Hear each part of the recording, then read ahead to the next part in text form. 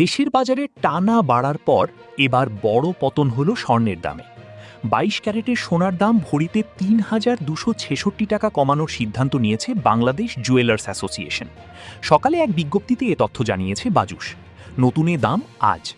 বিজ্ঞপ্তিতে বলা হয়, স্থানীয় বাজারে তেজাবি স্বর্ণের, পিওর গোল্ডের মূল্য কমেছে, ফলে সার্বিক পরিস্থিতি বিবেচনায় স্বর্ণের নতুন দাম নির্ধারণ করা হয়েছে।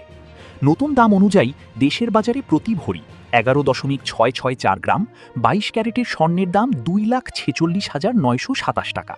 এছাড়া ২১ ক্যারেটের প্রতি ভরি ২,৩৫,৬৭১ টাকা, ১৮ ক্যারেটের প্রতি ভরি ২,০২,০২০ টাকা এবং সনাতন পদ্ধতির প্রতি ভরি স্বর্ণের দাম ১,৬৪,৫২১ টাকা নির্ধারণ করা হয়েছে।